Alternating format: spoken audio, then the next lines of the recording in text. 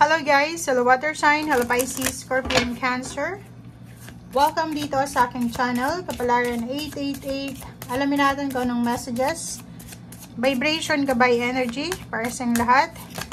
Daily tarot reading to guys, so pwede kang makaresonate. Lunes, March 4, 2024. And happy birthday sa lahat ng Pisces na magbe-birthday sa araw na ito.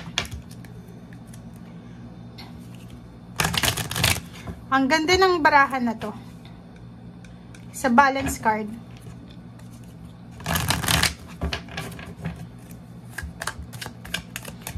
Ang barahan mo pareho lang. Etong dalawang barahang ito is same lang siya. It's either relationship or options. And ito naman money.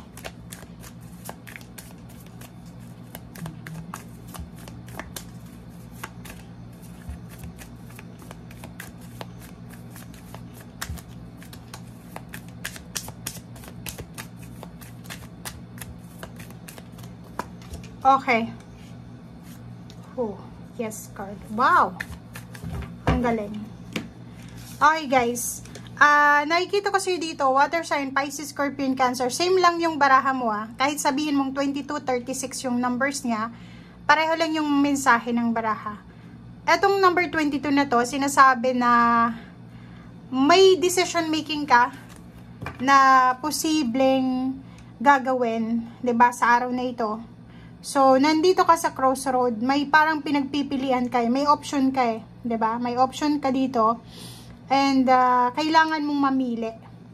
Pwedeng apat kayo na namimili dito or pwedeng may apat na options or decision or pwedeng apat dito din, apat na lugar or apat na choices or decision. Okay? But ang sinasabi ng baraha mo sa'yo dito, it's a yes. Ano man itong pinagpipilian mo sa ngayon, ang sabi ng baraha sa'yo, pabor sa'yo. It's a yes card. 'Di ba? So, tingnan mo. Ito si Ganesh, siya yung parang god ng Buddhism, 'di ba? So, sinasabi ng baraha sa'yo dito na it's a yes. It's a yes. Ano man ito na tinatanong mo sa ngayon, yes ang sagot niya sa'yo. And if may decision making ka na kailangan na gawin, tapos may involved na ibang tao, see the other person point of view daw. So, wag tayong gagawa ng decision sa araw na ito na atin-atin lang. Kasi may collaboration dito. It's either business collaboration yan, or ano ba yan, relationship. Kailangan natin ng point of view ng ibang tao. Diba?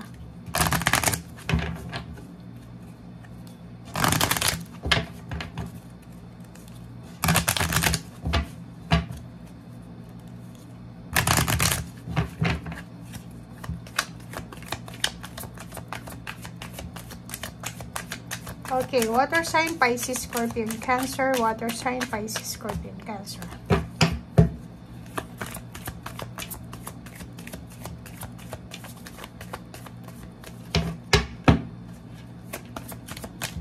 Water sign, Pisces, Scorpion, Cancer.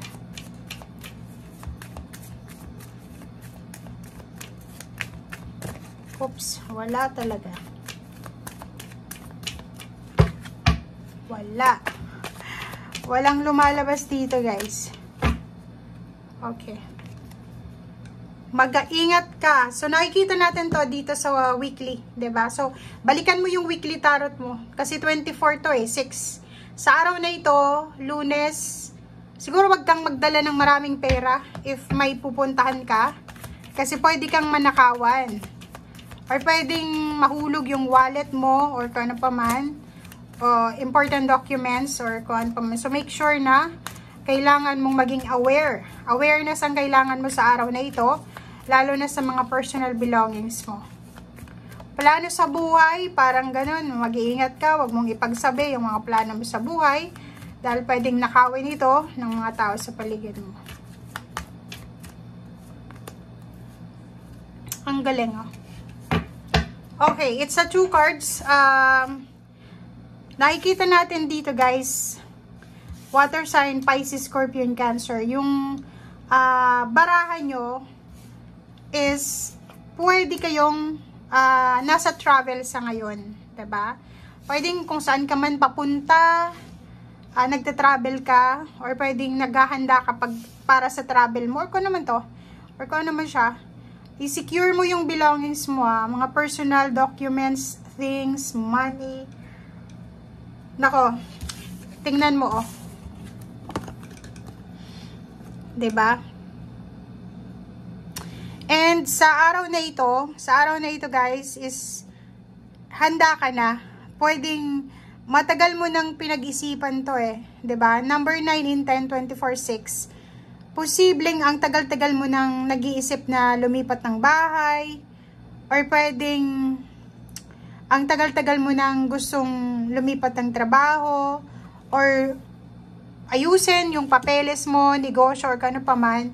Pero palagi mo siyang dinidelay. So this Monday, sinasabi ng barahan na wala, nakapag-desisyon ka na, or makakapag-desisyon ka na sa ngayon na umalis, nakapag-desisyon ka ng baguhin, magbago, or pwedeng, ayan o, itong change na to sa lahat ng areas to sa buhay. It's either physical na aalis ka, pupunta ka ng ibang bansa, or pupunta ka sa ibang lugar, lilipat ka ng ibang lugar, magbabiyahe ka, parang ganon. So, yan, nakapag-decide ka na, and gagawin mo na siya. And if nasa travel ka naman ngayon, public transportation, mag-iingat ka, dahil pwedeng manakawan ka. Okay? Comment down below, guys.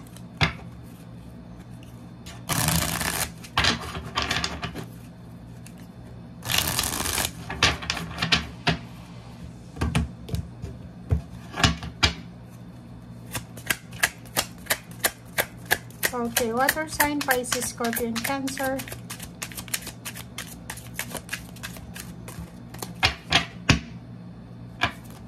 Okay, the devil. Mag-iingat tayo sa mga Capricorn sa araw na ito. Mag-iingat kayo sa Capricorn. Sa trabaho to, pwedeng sa trabaho. Mag-iingat ka sa Capricorn sa trabaho. Katrabaho mo siya, pwedeng kasama sa trabaho or kung saan pa man. Kasi pwede niyang nakawin yung ideas mo. Mag-iingat ka rin dahil posibleng yon, maraming posible na magnanakaw sa paligid mo sa ngayon. Okay? Dito din, sinasabi ng baraha sa'yo na pwedeng ikaw ay makakatanggap ng offer. It's either sa trabaho to water sign, Pisces, Scorpion, Cancer. Pwedeng yung katrabaho mo, matagal nang may gusto sa'yo, and ngayong araw na ito is sasabihin niya na sa'yo kung ano yung nararamdaman niya sa'yo. Okay? Kaso lang, ang Capricorn nito is pwedeng in a relationship ka or married ka. Okay? Trabaho din, sinasabi ng baraha na may mga offer ka. May mga na-delay na mga offer sa'yo sa trabaho na posibleng i-offer to sa'yo sa ngayon, sa araw na ito. Kaso lang, may trabaho ka sa ngayon. Parang ganon. So, nako. Okay, King of Pentacles, ang galing na ito, oh. So, kung makikita mo dito, water sign, Pisces, Scorpion, Cancer, may pera na parating sa'yo. Malaking halagang pera tong parating sa'yo. Diba? Tingnan mo to, na Page of Cups, tsaka Knight of Cups. Ano to face to face. Kailangan mong harapin kung ano man itong ino-offer sa'yo. Kasi, ang sabi ng baraha mo dito, na ano man itong ginagawa mo sa ngayon or pinaplano mo sa ngayon, lalo na kung trabaho ito, negosyo, travel, relocation, 'di ba? So, comment down below, relocation, ay posibleng magdala siya sa iyo ng sobra-sobrang pera, 'di ba?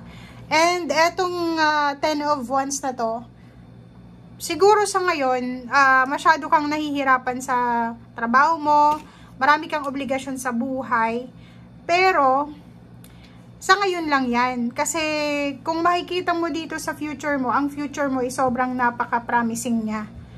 Ang daming suporta, emotional support, financial support, money, lump sum, ang dami-daming pera dito. Itong King of Pentacles. Diba? So, if ever man na marami kang obligasyon ngayon, maraming trabaho na dapat tapusin, ano lang, trabaho lang ng trabaho guys, kasi may mga tag dito, may kaakibat ito na success na parating. Okay? So thank you guys and see you again. Bye!